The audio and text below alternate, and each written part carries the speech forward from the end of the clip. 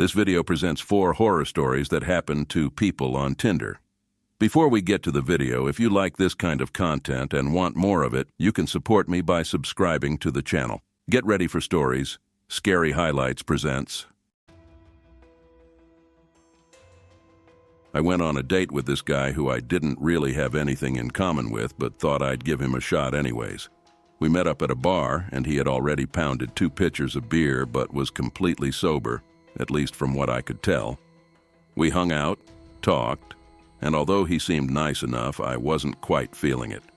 I wanted to leave, but he convinced me to go to another bar to get one last drink. Seeing as it was only about 8 p.m., I agreed to one more drink. We were sitting at the bar and a couple was making out next to us. He looked at me and asked what I thought people in the bar would do if he and I started making out. I knew where this was going. I tried to laugh and make some joke about no one paying attention. He then insisted that we should make out. I nervously laughed and told him that wasn't a very good idea and excused myself to the restroom. I came back to the seat and he had a shot waiting for me and insisted I drink it. No shot for him, just me. I declined, and he got really upset and said he was ready to go. At that point in the evening, he had consumed 2 pitchers of beer, 4 margaritas, and 2 more pints, yet displayed no sign of being intoxicated. Nonetheless, I knew there was a lot of alcohol in his system and asked if he thought it was a good idea for him to drive. He got extremely defensive and said he was fine. We exited the bar, and he took off in the opposite direction. When I got home, I texted him just to make sure he was okay because had had so much to drink. His response: "I only date girls I slept with on the first date."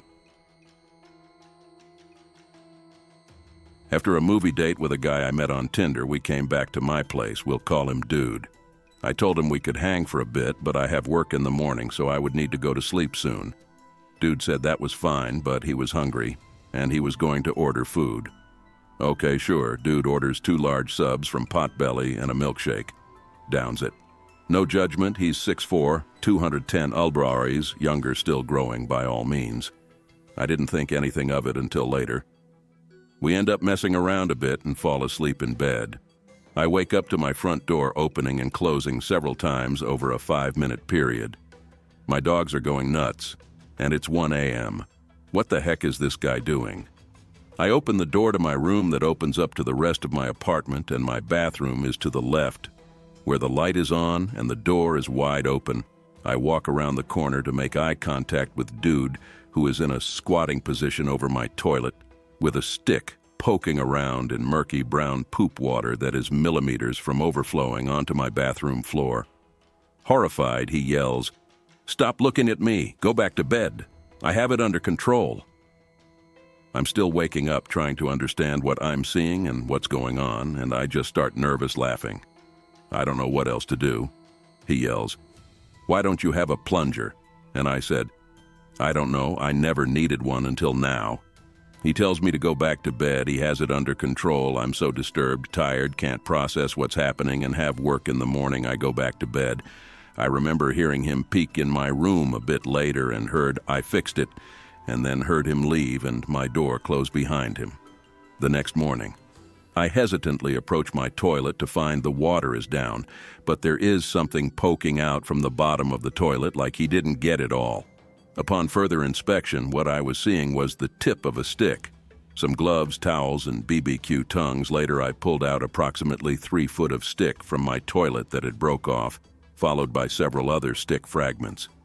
Dude had broke several sticks. I heard my door open and close so much because he was going outside to look for a stick. One would break, he'd go get another. Dude had left drippy poop water stains all over my bathroom floor. He also left my apartment so fast that he left his underwear and undershirt and socks. After work that day, I went straight to the store and bought a plunger. Lesson learned. A chick said she was having a work party at her house and I should come over. It's BIOB, so I bought a 6-pack for myself. Went to her place and noticed more than half of the people were younger, 17, 18, while I was 21, and the girl was also 21. Then they gathered everyone in the living room and proceeded to talk about the job. Turns out it was one of those pyramid scheme recruiting gatherings. I just sat there drinking my beer, only one drinking, for 2 hours because I thought it was rude to leave because they were telling sob stories and saying how much this job had helped them. Sat there listening to some head of the group guy saying how we can make millions in a short amount of time.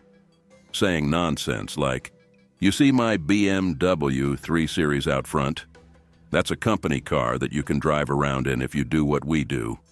It was sad because they were trapping low-income teens that are deciding not to go to college and to join them. After the pitch, I pretty much had enough and was preparing to leave. Then the girl came up to me and asked what I thought, and I just said it's not for me, and I'm leaving. She asked if I wanted to take my beer, and I said they needed it more than I did. 2 or 3 weeks later, she sent me a text. Unfortunately, we exchanged numbers, asking if the head of the group guy can call me and ask me questions on why I'm not signing up and how I thought the group session went. I didn't reply, but sure enough, the dude called me, and I politely said it's not for me, but he kept pushing. Finally, I had to tell him to leave. And that was the end of that. Never went to work parties for a Tinder date again. It was a complete shit show, and if it wasn't for the beer I brought or the Tinder date's dog, I would have just left. Looking back on it, during the pitch, the head of the group guy said at one point, "If you're not interested in making $1 million, you can just leave. No one's stopping you." I really wish I stood up, chugged my beer, and said, "You guys are all stupid and no one should be joining. You will ruin your lives," and walk out. But that's just a daydream I have in the shower. This happened just after I decided to get into the dating scene after a traumatic end to a 3-year relationship. So it's 0:45 and a Tinder match messages me asking what I'm doing, then invites me to go out with her. I think it's a bit late, but the clubs are open for 3-4 more hours, so why not? I should take opportunities, right? I'm a single man in his 20s for the first time. She says she'll pick me up, driving in towards the town from outside of it, and I put on cologne and a nice shirt, get ready to go out. I go to the car, my match is in the front passenger seat, and her friend is driving. I think it's pretty weird, but having a friend along isn't super off, so I get in and ask which club we're going to. "We're not going out, just out," my match says as we drive off. "Where are we going?" I ask, feeling a little uncomfortable. "Just into town," she replies. They drive to a nearby bridge with a car park under it and park, turn the radio up and start chatting. The girl driving pulls out a 1L, 2 pints, bottle of chocolate milk and starts drinking it.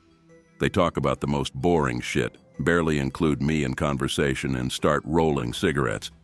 After 15 mins, they get out of the car to have a smoke. I get out too. My Tinder match is wearing fluffy white slippers that light up with each step. I turn and face them. "I appreciate you guys picking me up, but this really isn't my scene. I'm going to head off. Have a nice night." They were very offended.